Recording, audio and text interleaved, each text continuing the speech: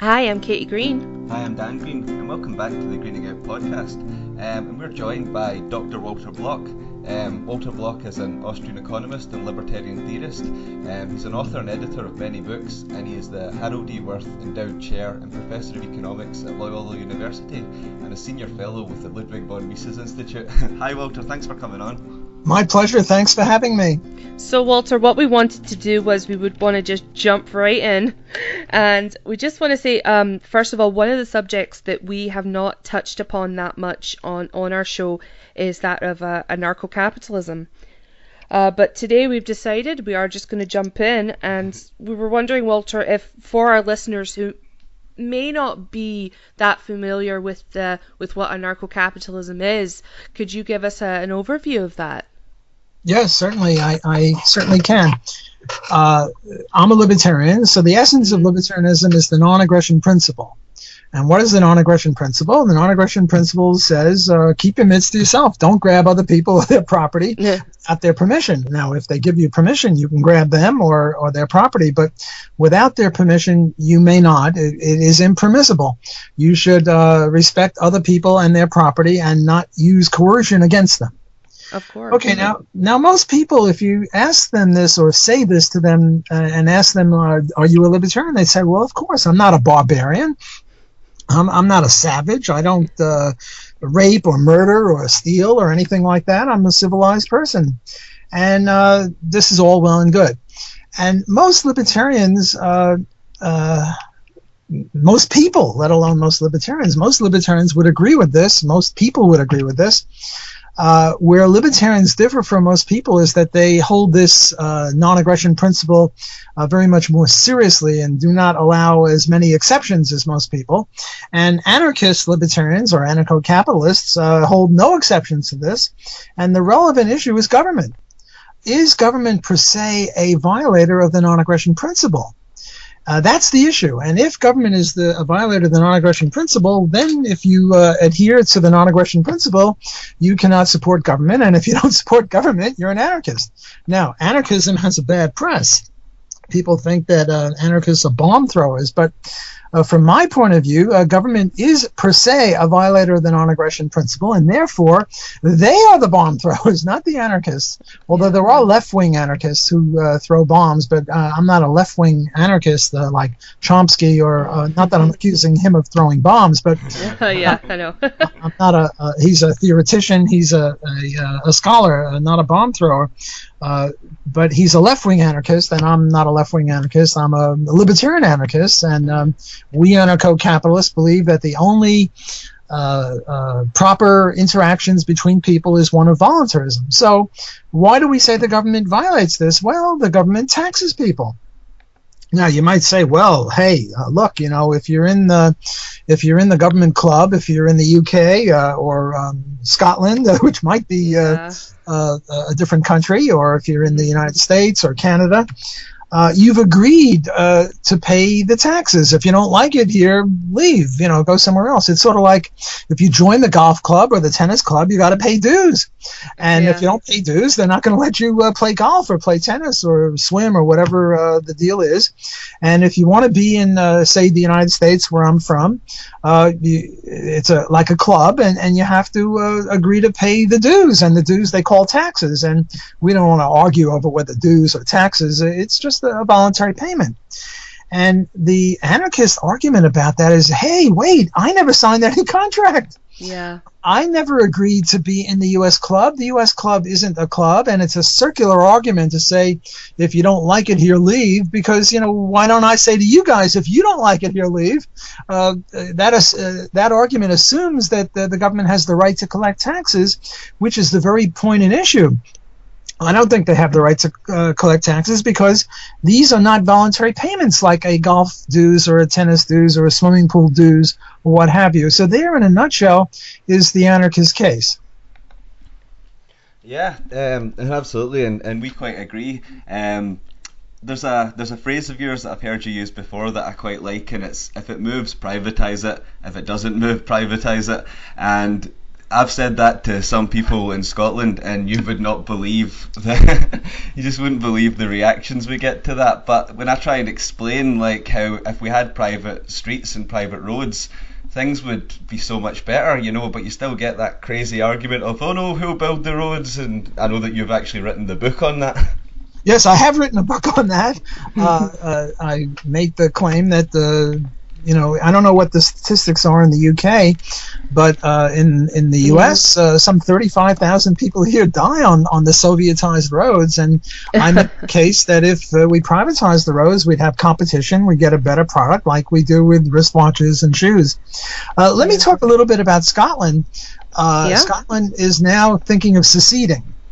Oh yes, this is a hot topic. And in the U.S., if you think of seceding, somehow they think you favor slavery, which is a little silly. Nobody favors slavery, but we do favor secession. And in the U.S. Context, there was slavery in the North and in the South, so slavery had nothing to do with secession. Slavery just means you want to have free association, which is sort of a logical implication of the non-aggression principle, that you should only associate with people on a voluntary basis. And if the people in Scotland don't like the people in England, they should secede. And if the people in Dublin don't like, is Dublin in Scotland? No, Edinburgh? No, it's Edinburgh. Edinburgh. Dublin is in Ireland. I knew that. I was just testing you to see if... Okay, now, if the people in Edinburgh don't like Scotland, they should have the right to secede from Scotland, and if the people in northeastern Edinburgh, whatever that is, don't like the rest of the Edinburghians, they should be able to secede from them. And if the people in some small neighborhood in northeast Edinburgh don't like the other people in the city, they should be allowed to secede. And if the people in that little small neighborhood don't like other people, they should be allowed to secede from them. Namely, secession should be down to the individual level. If look, the only problem with rape was you couldn't secede. I mean, what the rape victim wants to do is secede, or not associate with the rapist, and the rapist says, no, you gotta, you can't secede from you gotta associate with me, and this is association under compulsion. Well, this is another form of anarchism, because if people have a right to secede, and now instead of having, I don't know how many countries we have, about 250 countries. Suppose we had 7 billion countries, and let's suppose that there are 7 billion people in the world, and each one could secede and be a sovereign. Well, then we'd have anarchism. So if you really favor secession, and you're logically consistent, and don't stop at the country level or at the city level, well, then you're an anarchist. Another argument for anarchism is this thing that, the reason people like a state is they say, well, look, suppose me and Dan are going to get into a fight. Well, therefore we need, no, I shouldn't use Dan because he's in a different country. Suppose Dan and Casey are going to get into a fight, and you're in the same country. And we need somebody above the two of you to make sure you don't fight. So we need a government. Well, if that's true, if we need a government to stop Dan and Casey from fighting with each other, then we need a government to stop Scotland from fighting with America, or Chile to stop fighting with China, or, I don't know, Bangladesh to stop fighting with Bolivia. Notice my great alliteration here, A, B, C, and all. But that means world government. And when you say that the logical implication of denial of anarchism is world government, maybe you can shake up a few people, because world government's got a lot of problems. Because, if we had a world government and it was democratic, well, then, China and India, between the two of them, would have, I don't know, almost half the world's population or something like that. They would have a lot of power, and we'd have a lot of, a lot of welfare going from the rest of the world to those two countries. And a lot of people don't like world government. So if you really don't like world government and you're logical, well, then you have to embrace free market anarchism. Yeah, I mean, I don't understand why a lot of people don't think this way. I see a lot of passion in people. You were talking about the secession movement, the Scottish independence referendum, and you see a lot of passion in these people's eyes, and you think if they were as passionate, if they really knew what the true independence would be, they could get passionate about that. But yeah, it's too bad. Most of the people on the yes side, namely, yes, let's secede, are a bunch of pinko socialists, as I understand it. I don't see that would be, but But God bless them. I favor secession of Scotland, and then I favor secession of Edinburgh from Scotland and on down to every last person being sovereign, because the libertarian vision is that each of us should be sovereign.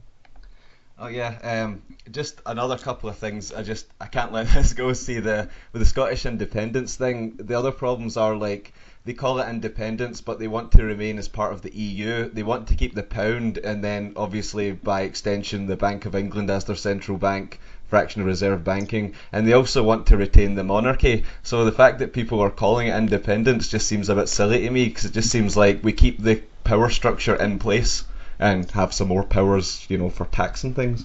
Well, I'm not sure I fully agree with you. I think I only agree with you 90% on that.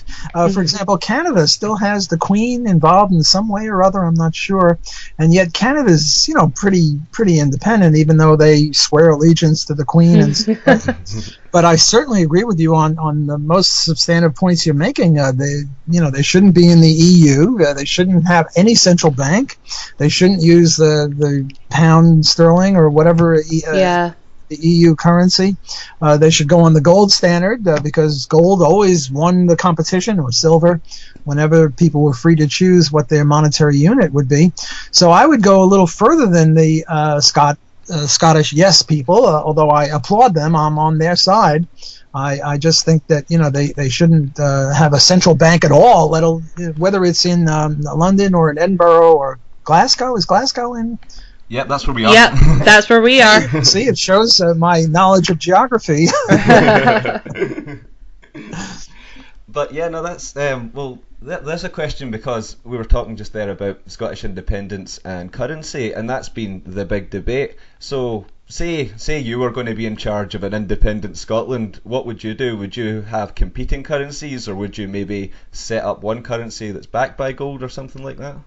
Well, yeah, I would convert to gold. Not that I favor gold. I'm not a gold fetishist. It's just that I notice in history that whenever people were free to choose, they chose gold. Yeah. Gold beat out silver usually, and gold certainly beat out platinum or metal or whatever.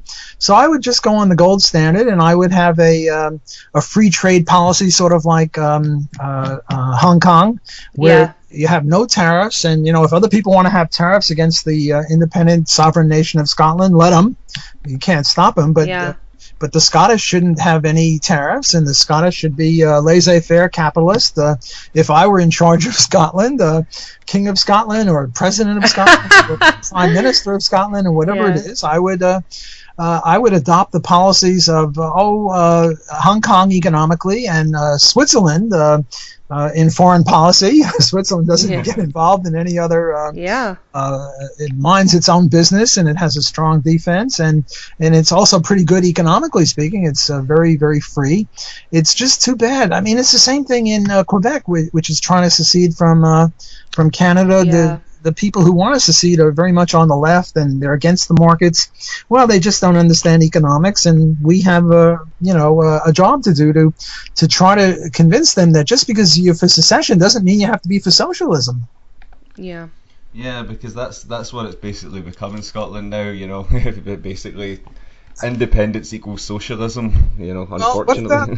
What about David Hume? Wasn't David Hume was from Scotland, and Adam Smith also? Yep, I know, it's crazy.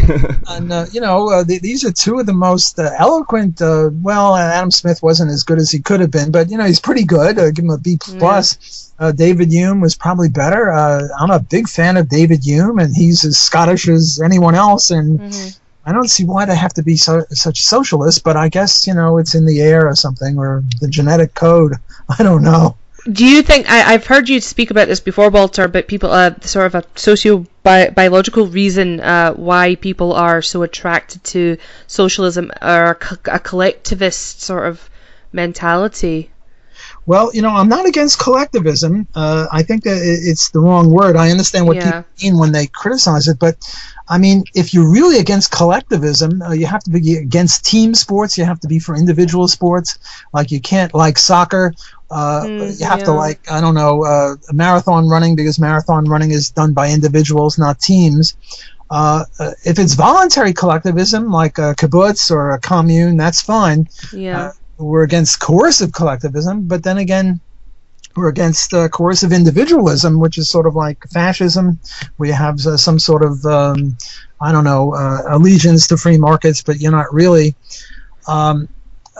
But getting back to sociobiology, I think that's why we have so few libertarians, because we are biologically disposed or predisposed in that direction.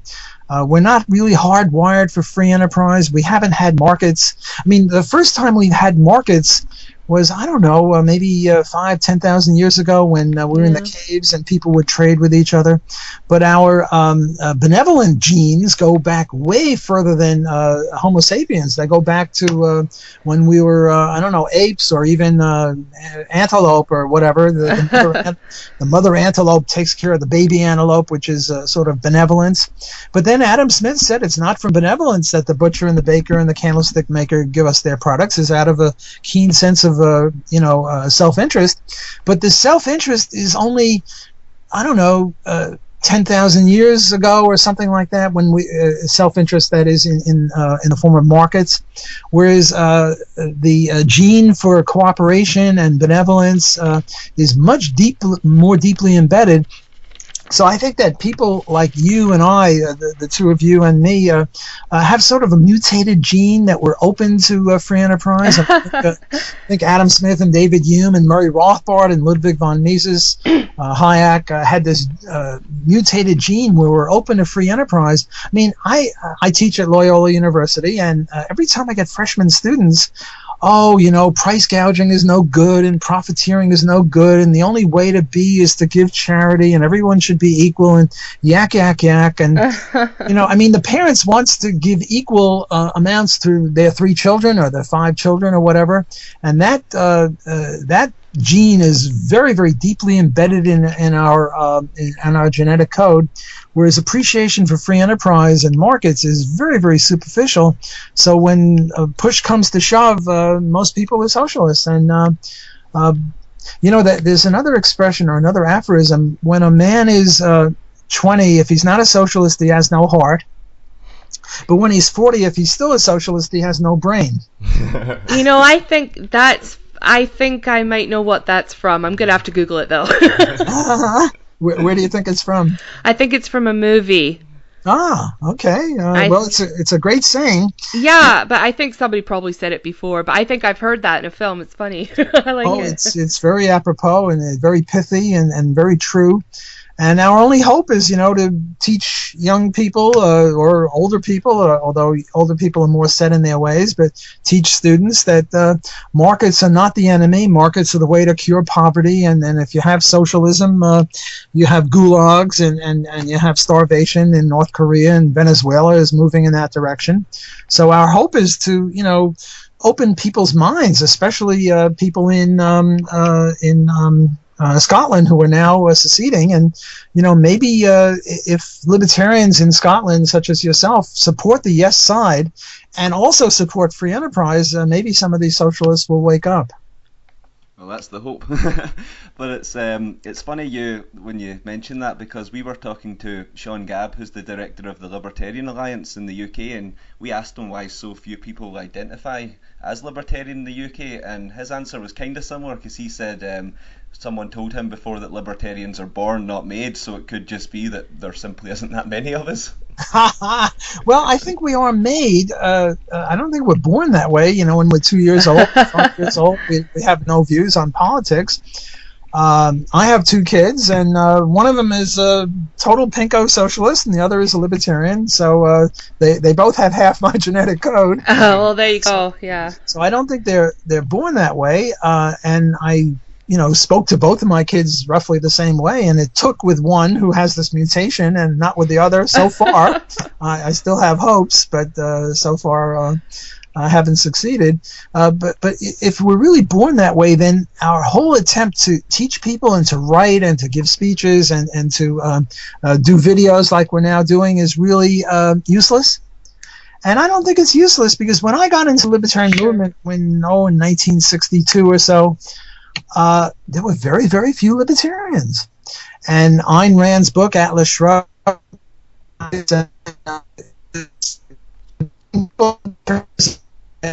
or even the tens of thousands, maybe not even by the millions, but by the tens of millions. And then Ron Paul came along, and he's converting people hand over fist again. Those two, I think, are responsible between the two of them for more libertarian conversions than anyone else. But the point is that if you can convert people to libertarianism, that shows that we're not born, even though we're biologically disposed in that direction. It's not like a tight joint. There's some looseness there. There's hope. Otherwise, how could we explain the fact that now, instead of having maybe 100 libertarians that we had in the 1950s, we have, I don't know, several million, maybe some tens of million if you look around the world, how popular Ron Paul is in every country. So I think the biology is just a predilection or an influence, but it's not definitive. It's not decisive. Otherwise, we'd have the same number of libertarians every generation, but we're having more and more and more now than we've ever had before. So there is hope. Oh yeah, absolutely. I think there is, personally. I just want to go back a little bit because it's funny when you were saying how if he's not a socialist at 20, he's got no heart kind of thing, because this is the kind of battle I fight when me and Katie fight here, because if we say to someone the National Health Service shouldn't exist, people shouldn't be getting massive welfare payments, you just wouldn't believe, people think that we're the devil or something and we hate everybody and, we hate the poor and all this kind of stuff, and that's all we hear. Yes, if you're against public education, that means you're against education. Yeah, obviously. If you're against socialized medicine, you must be against medicine. I mean, we have a long way to go to talk to these people. I mean, you might as well say that if you're against socialist hamburgers, you're against hamburgers. And yet nobody is saying that we should get rid of McDonald's or Burger King or Wendy's or those places.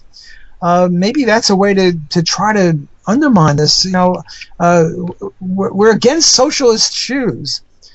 Doesn't mean we're against shoes, for God's sakes. Yeah. I mean, we just think that we'll have more and better shoes and cheaper shoes if we have privatized shoes, because then if a shoemaker doesn't make a good shoe, he goes out of business and he makes way for better shoemakers. Whereas in the Soviet Union, if you didn't make a good shoe, you never went broke. You were still the shoemaker guy. So these are the kind of economic lessons we have to teach people. Yeah, absolutely. I mean, here one of the big sort of debates of the Scottish independence thing is people are worried about, the National Health Service. They're trying to say that, in England they're going to try and privatise it and that's terrible. Actually, this is what they're proposing. They want to write a National Health Service into a Scottish constitution. If you've never heard anything that sounds so crazy as that. Yeah, well, to use a reductio ad absurdum on them, why don't we have a socialist burger service? And restaurants, all restaurants should be nationalized, because if you're against socialist restaurants, you're against restaurants, right? I know. And we favor restaurants, so we must favor socialist restaurants. So let the government run all the restaurants. Now, this is a reductio ad absurdum, and maybe it'll work with 1/10 of 1% of the people, or maybe 2 or 3% of the people who have this mutation that are open to these sorts of arguments. Maybe try the reductio against them, and say unless we have socialist bicycles, you're against bicycles. So we must have the government provide bicycles. The government's got to provide everything. Now, they tried that in the old Soviet Union, and they're still doing that in North Korea and Cuba, although less and less in Cuba. And, do they really want the Soviet Union? Have we learned nothing from the falling apart of Eastern Europe and the Soviet Union? Do they want to have a Soviet Scotland? We got to, try to get them out of their craziness. Well, that's what I think. I mean, I recently, just the other day, I wrote an article called, in order to achieve true freedom, we must let Scottish socialism fail, because I'm thinking if Scotland does go, if Scotland goes independent and it does get quite socialist, I think it will fall apart eventually, because the level of government spending and all this kind of thing they're proposing, it just doesn't seem sustainable to me. And I think with all these things, central planning doesn't work. It's been shown up for what it is. So that's what I kind of think. Maybe if that happens after a period of having it, and then once it breaks down, people might say, to hell with this socialist nonsense, and actually look in the right direction. Well, that would be nice. Good guy. I know. I'm clutching at straws here. Absolutely, but you never know. Well, all we can do is try. Thank God we've got the two of you, and I'm sure there are other Scottish libertarians, and together you set up a newsletter or set up a think tank, or there is one in England. What is it? IEA, Institute for Economic. There's the Adam Smith Institute, and there's there's the Libertarian Alliance. That's a think tank. They're pretty good. I'm not sure if this. Yeah, is there one in Scotland? Maybe you guys could start one. Not to our knowledge. Well, we're not aware of any. There is a Scottish Libertarians Facebook group, but as far as it goes. That's about as far as I've gotten with it. The only reason right now, I will admit, I'm a little bit dubious about coming out, as it were, to work colleagues and things like that. It's a bit complicated for me. Just because of the sort of business I'm in and stuff, but I would love to start some kind of a networking community in Scotland. It's definitely an idea for the future, I think. Yeah, that would be wonderful. Plant the flag. It doesn't have to do much. Nowadays, it's not expensive electronically to send out a press release. Yeah. Run for office, maybe, even if you're going to lose. Just to get out there. Just to get the word out. Now, if you have a job where you can't come out of the closet like the rates have come out to your colleagues, but you don't have to do it on the job. You could do it in a different way. Publicly.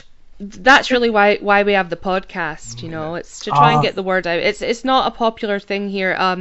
We're trying. We are trying. The Libertarians a long time ago in the UK aligned themselves with the British Conservative Party, which automatically in Scotland, if you're a Conservative or a Tory, for most people you're labelled as bad. So they some people equate libertarianism with groups like UKIP, in the UK.